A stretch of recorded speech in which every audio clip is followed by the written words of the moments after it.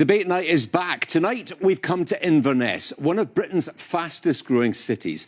A quarter of the people in the Highlands now live in or around here. That brings opportunities, but also challenges as well. Tonight, local people have joined us in Scotland's largest arts centre, the Eden Court, to talk about the big issues of the day. What matters most to them? Let's find out. My question is, what can be done to stop the equivalent of a modern Highland clearances and keep people up here rather than the majority moving away? Right, so we are in Inverness, fastest growing city in the UK at the moment, but outside Inverness, Highland Council forecast population across the Highlands is going to fall by 5% by 2040. They're talking about a drift away, especially of young people. Torquil Crichton, you're one of the people that left, but then came back. What did we do about this modern Highland clearances? I'm reluctant to compare it to the clearances, which were a dramatic and forced experience, but depopulation is the biggest issue facing us, certainly facing the periphery, facing the Western Isles.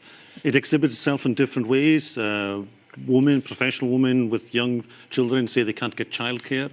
They can't get childcare because there's a donut-shaped hole in the population where the working age population should be.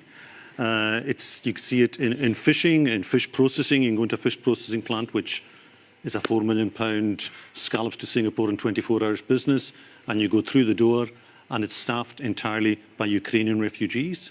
We can't get the economy running unless there's a war on the other side of Europe. That's wrong. So we have to start looking at population retention, attracting young people back to the Highlands with jobs, with housing. We have the wrong kind of housing. We need housing for young people, and we need transport links to hit on the subject of roads and ferries again. And we need just to make the place more attractive for the people we have to live and work there. And we also have to think about, Brexit was mentioned, we have to think about attracting people in as well and making the place inclusive and attractive for everyone else. But it is the biggest single issue facing us on the edge. And that's, people don't think that's important, but it is, because what's happening on the edge of Europe right now, in places like the Western Isles, is going to be lunch for the rest of Europe. White Western Europe is in decline. We're all aging. The demographics are moving the wrong way, and we have to have a really honest debate about this and about how we solve it. Leslie, same challenges in the Nordic countries. You're on a kind of mini tour of the Highlands at the moment, talking about what we can learn from the Nordic experience. How do they do things differently? I'll tell you, honestly, I'm sitting here fuming because what the Highlands have got is energy. Massive, massive amounts of renewable energy. The profits of which are going everywhere else but the Highlands. The Highlands should have no energy bills. They've got so much potential. All the remote areas could be laughing and choosing between, will it be tidal? Would it be solar even? Would it be wind? Would it be hydro? There's so much potential here, but because of the pricing of energy in the United Kingdom, which is a Westminster responsibility, we end up having renewables priced at the expensive rate of gas. We also have rubbish grid connections. I was in Applecross last weekend. Those guys had a community hydro. I knew the last that actually spent 2 months raising £780,000. Unbelievable that she could do that in 2 months flat. They were really pleased with our community hydro. We snag. The grid is so rubbish, they can only export half of the energy. And it's a tiny, tiny hydro system. Same's true for any commercial venture. They can't export the energy. How do you think Applecross is going to expand its population? And how angry would you be there? I wish people would be more angry. My lot come from Caithness, a bit of East Highland. I understand people are quiet. It's time to get really angry about this because you are being had. Let's hear from the audience. Man in the black at the very back. Yes. Yeah, and just going on from the previous subject as well, regarding health, everything seems to be just move the population of the Highlands to cities because it's too expensive to run the Highlands. So depopulise it by running down the hospitals, the schools, the services and everything else to make sure that people do leave. There's your depopulation right away. There's nothing to encourage people to go in to the Highlands, to come up here to live. And as Leslie said earlier, if you go to the very north of Norway, you get incentives to actually move there. you get all the benefits of it. Here, you get penalised. You absolutely get slaughtered And if you you also want to move can't to the buy any Highlands. land because the land is owned by 432 people, half the private land of Scotland, which is a smaller number of people than in 1872. And the bulk of that problem is sitting here. And we haven't had proper land reform yet from any government, SNP, Labour, anybody. It's still sitting as a fiefdom. We're sitting in a feudal country, and we shouldn't be. Land should be so cheap, and energy should be so powerful, and local incomes could be so high because they are in Iceland, Norway, Finland, everywhere else at this latitude. Folk are laughing with half the a fraction of the energy we've got. Come on, let's just change all this. Well, All right, let's put that to the test. Just hang on a second, Tor. Well, man in the black shirt there, yes. On you go. Yeah, speaking as somebody who's lived in Inverness his whole life, 27 years, I can absolutely say that there is nothing appealing to Inverness whatsoever for young people. I am a doorman, or was a doorman for 8 years, and it absolutely broke my heart seeing families that have spent a lot of money coming to enjoy the Highlands with little children, and there's absolutely nothing to do for them. They have to sit in their hotel rooms at night because all the entertainment is for pubs and alcohol. And speaking for personally myself, I'm actually thinking about moving down to Glasgow because I don't see any prospects in Inverness whatsoever. Okay, you're a living example of this for us this evening. Alan Savage, you've built a successful business here in the Highlands. How do we stop men like that leaving? Well, I think he's Lord Gove now, isn't he? He just got made a Lord. He was in charge of levelling up, but I didn't see any levelling up money come up here. So you need to spend money on things inevitably, and the far north gets nothing compared. No Julian A96, no Julian A9. And we mentioned about renewables. The Sea Green project in Firth of Forth got built in China. So we in Scotland could have built all those products, the platforms, everything to do with it could have been built in Scotland, and yet we let it go to China. So you look at the green issue, you've got to bring it back from China's. Obviously, got its own green problems, so they don't sort of recognise it. And then you're going to ship these things back across the world on boats, causing carbon.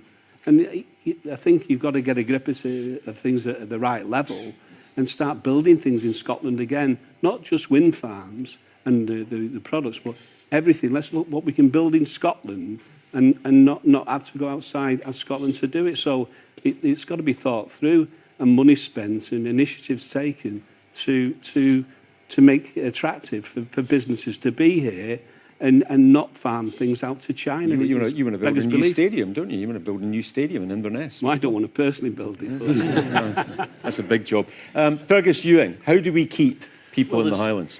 I mean, there's probably about 50 answers to this, all of which would play a part. There's no one single solution, but let me just suggest a few at the risk of antagonising those who have other ideas that I don't mention. I mean, when I was rural minister, we reached the 1,000 crofting grant. That's 1,000 families that were given a modest grant to have a home, often in the Western Isles. Yeah, yet first-time applicants are routinely turned down. Well, and the grant is 38,000 when the cost of building a house is £250,000. Well, when I was there, around triple the grant. Well, let me get started, Torquil. You've had your shot.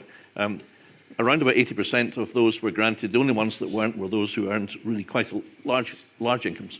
So that was that. But that's one example. Another one, and this is where I think there's tremendous opportunity for the Scottish and UK governments to work together. It's taking Leslie's point. I mean, when I was Energy Minister, rather than just the community benefit from wind farms, which is payable normally at £5,000 per megawatt, which is okay, but it's a check. Community ownership, where communities had a stake in owning the wind farm, was vastly superior. And the way we did it was to say to the developer, look, well, why don't you put another couple of turbines onto your case? The Scottish Government, through a fund called the Renewable Energy Infrastructure Fund, put in money to enable a 10% loan to be granted to communities, and the other 90% would be funded by banks, Close Brothers, Triodos, and the Co-op and others. The Scottish banks shamefully didn't take part, but it was a commercial proposition, Stephen, because the income from the wind farm repaid the loan. Now all these communities, and there's many of them in the Western Isles, that have a community ownership share, have a huge benefit that they can use to help young people. Hang on a second, I haven't come to the clincher yet. How do the Scottish and UK governments work together? Well, the Scottish government has got the Scottish National Investment Bank. The UK government is setting up GB Energy, an institution which, as far as I know, has got no declared explicit purpose at the current time.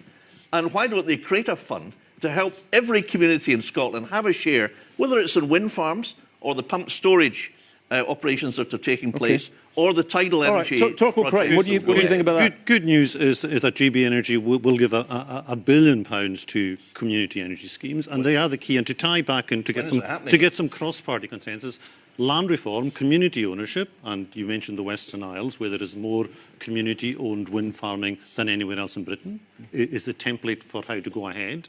And community wind farms and community energy projects should get priority for grid connections. They shouldn't have to wait in the queue behind multinational projects. And yes, £5,000 per megawatt, so what, you know? That's community benefit. When people hear community benefit, they think, five-a-side football strips. We need community share. We need what we're doing in the Western Isles, where there's 2 big wind farms, internationally owned by foreign governments, in fact. The Western Isles Council and the community landlord are negotiating for a 20% share in each one of these. That would give the Western Isles Council 80 megawatts. The entire demand of the Western Isles in one day is 39 megawatts. Okay. So solving energy bills is the least we should be doing with energy. How do you even get a subsea connector fast to any of the islands? Well, we've sat for 30 years waiting for Westminster to approve subsea connectors to get Orkney, Shetland, the Western Isles, the windiest blasted places in Europe, feeding into the grid. That's because we had no proper industrial strategy for 2 decades. That's why things were being built in China instead of being built here. Okay, I want to bring us back to the question here. Edward Mountain, this is about people leaving the Highlands. How do we stop that? Well, I think all the panellists have got fair points, you know, but we're not providing accommodation for people. We're not providing housing. We're not providing the infrastructure that they need. Now, Fergus, when he was in the Cabinet, promised us all broadband by 2021. Otherwise, he'd find another job. I'm still waiting for broadband to be delivered, as are a lot of people across the island. I was forced to find another job. Well, maybe there's a story there, Mr. Yu. You know, there are things like the gentleman's mentioned up there about healthcare being centralised into the middle, like declining school rolls that we're seeing, which means that schools, you've only got to look at Charleston Academy in Inverness. It is a disgrace. Would I send my child to Charleston Academy where they can't even open the windows in the science block? It's so cold in the winter that they can't get there. It's so hot in the summer that they can't get there. And the school is basically falling down. We have lagged behind in the Highlands, and we are seeing depopulation. So I would like to see us all working together. When Fergus and I worked together on the Grantham medical practice, we got that built. Cross-party. Fergus, myself and Rhoda took on the government, and we did it.